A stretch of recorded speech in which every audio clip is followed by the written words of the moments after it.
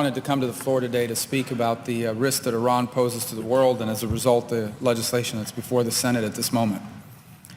A lot's been talked about in the media over the last months, years, quite frankly, about the notion that we're going to work out a deal with Iran that will prevent war. Sadly, I believe that the direction this deal is headed almost guarantees war. At some point, certainly in our lifetime, but maybe before the end of the decade.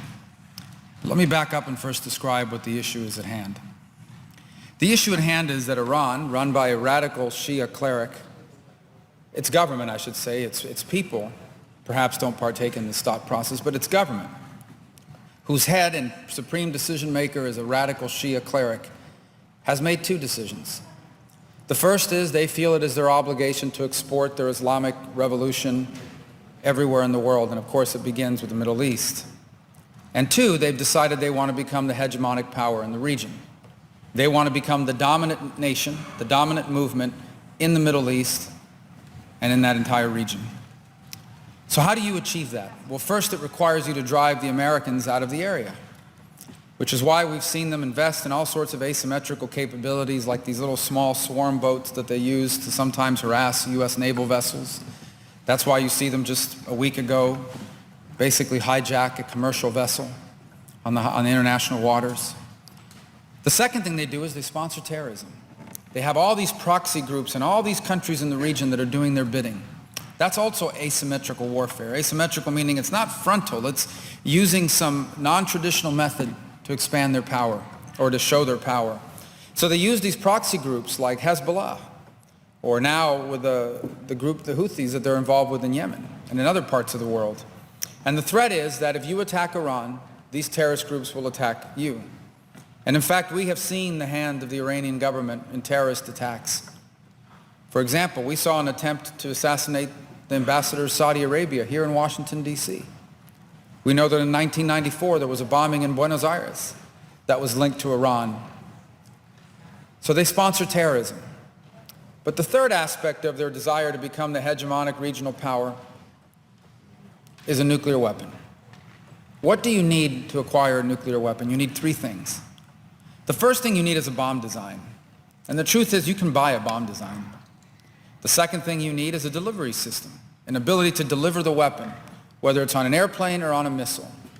And that is why Iran is developing long-range rockets. They're expending a lot of money, despite all the sanctions that are on them, they're expending a lot of money to build these long-range rockets. That isn't for some sort of fancy fireworks show.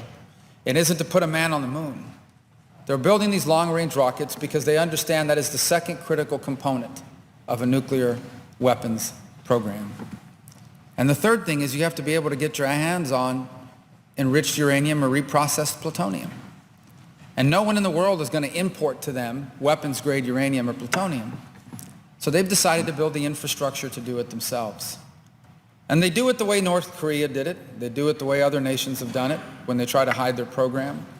They do it by claiming that they have a peaceful nuclear program that they're trying to build. In essence, their argument is, we don't want to build a weapon. We're just trying to build nuclear reactors so we can provide electricity. It makes no sense for two reasons. The first is this is an oil-rich country. They don't really need nuclear energy in order to provide cost-effective energy for their country. But the other is, it costs so much money to build the equipment to enrich and reprocess. They could just buy it, already reprocessed or enriched, and ship it. Bring it into the country the way South Korea does, the way other nations do. So if it would be cheaper to bring these things in by simply importing it, as opposed to having to spend all this money enriching and reprocessing themselves, why are they spending all this money on the infrastructure? And the answer is, because at some point in the future, they know they're going to want a nuclear weapon. Now, perhaps they haven't made the decision they need it today or next week or next year. But they certainly, at a minimum, want to have the option to be a threshold nuclear power. And I believe, knowing everything we know about them, both open source and classified, that whether they've decided or not to build a nuclear weapon, they will decide to build a nuclear weapon. Because it provides for them the sort of regime stability they crave. The radical Shia cleric that heads that country, he looks at North Korea and he looks at Libya. And he says, Libya is what happens when you don't have a nuclear capability. North Korea is what happens when you do. Muammar Gaddafi is dead and out of power. But North Korea is still run by that madman. Why? Because he has a nuclear weapon. You can't invade him or touch him because of what he'll do in response. And I think they're guided by that principle. They're guided by the principle that they want to be the regional hegemonic power, and nuclear weapons gives them that role. And they're guided by a third, equally sinister motivation, and that is the open and repeatedly stated desire to destroy the state of Israel, to wipe it off the face of the earth. They haven't said this once in passing. The supreme leader of Iran has said this on hundreds of occasions. In fact, every Friday in Iran, in government-sanctioned religious events, they chant death to America and death to Israel. And if there's one lesson of history, is that when a leader or a nation repeatedly says, we are going to kill you, you should take that seriously. And when the nation that says we are going to kill you is using its governmental money to sponsor terrorism, you should take that even more seriously. And when the nation that's going around saying we're going to kill you and wipe you off the face of the earth is reprocessing plutonium or enriching uranium, you have a right to be extremely scared. The world understood this 10 years ago, 8 years ago, and so it imposed UN Security Council sanctions on Iran, international sanctions. They were not easy to put together. A lot of those countries in Europe have companies in those countries that were dying to do business in Iran. They didn't want these sanctions, but they did them. They were in place. And then about a year and a half or two, the president decided it's time to try to open up to Iran and see if we can work a deal out with them. And look, in normal circumstances, there's nothing wrong with that, right? Two countries who have a disagreement on some issue, you can work things out. There's a place for diplomacy in the world. The problem is that the issue we have with Iran is not based on a grievance. They're not mad that we did something, and so that's why they're acquiring a nuclear weapon, and if only we stopped doing what it is that aggrieved them, they would go away. This is not a grievance-based problem. This is an ideological problem.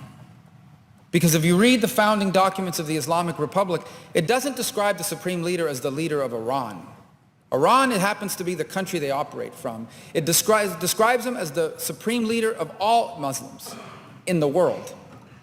And that is why they believe that it is their goal, it is their mandate, it is their calling to export their revolution to every corner of the planet, but beginning in the Middle East. And a nuclear weapon capability would give them leverage in carrying out that goal that they have.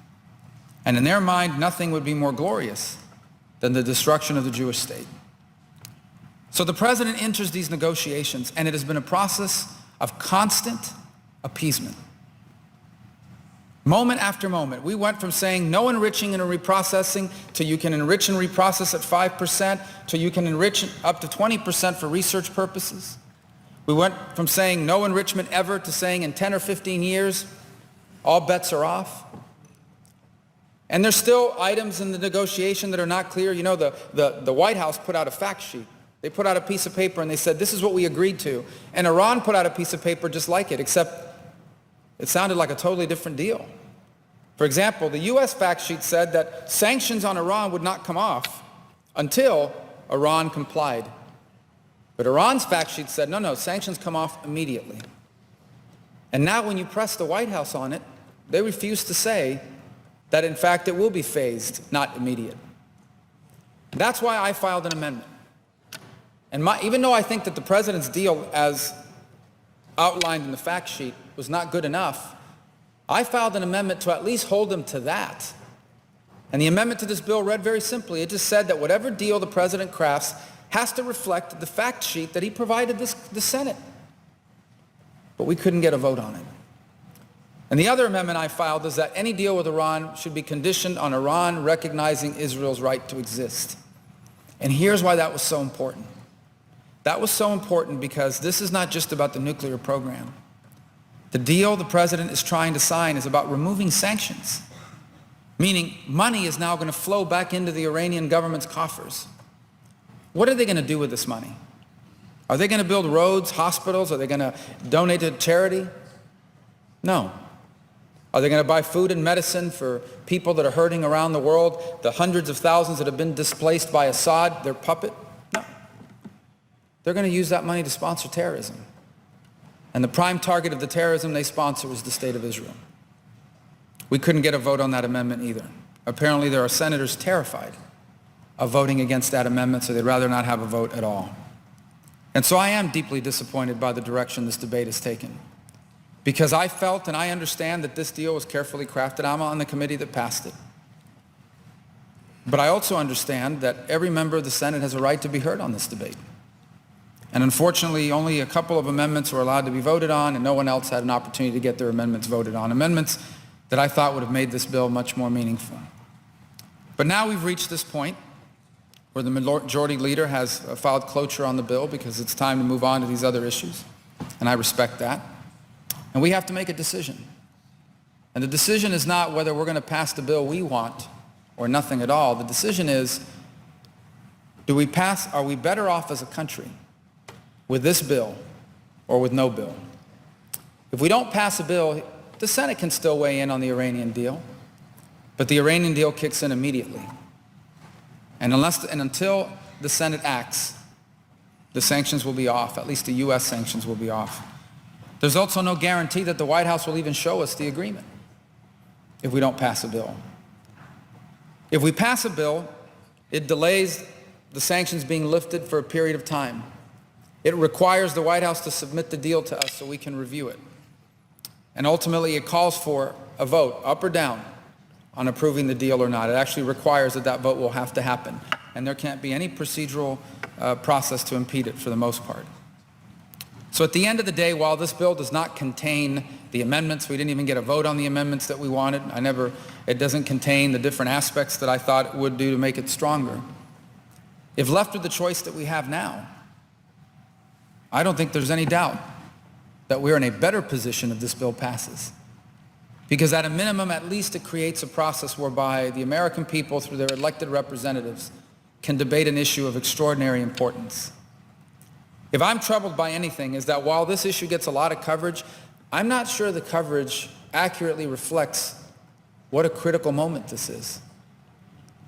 I said at the outset that I think a bad deal almost guarantees war, and here's why. Because the state of Israel, such an important ally to the United States, they're not thousands of miles away from Iran. Put yourself in their position for a moment. This small country with a small population, 9 miles wide at its narrowest point, with a neighbor to the north that openly and repeatedly says it wants to destroy you and is on the verge of acquiring a nuclear capability. And Israel feels like their very existence is being threatened. And faced with that, Israel may very well take military action on their own to protect themselves. I think a bad deal exponentially increases the likelihood of that happening.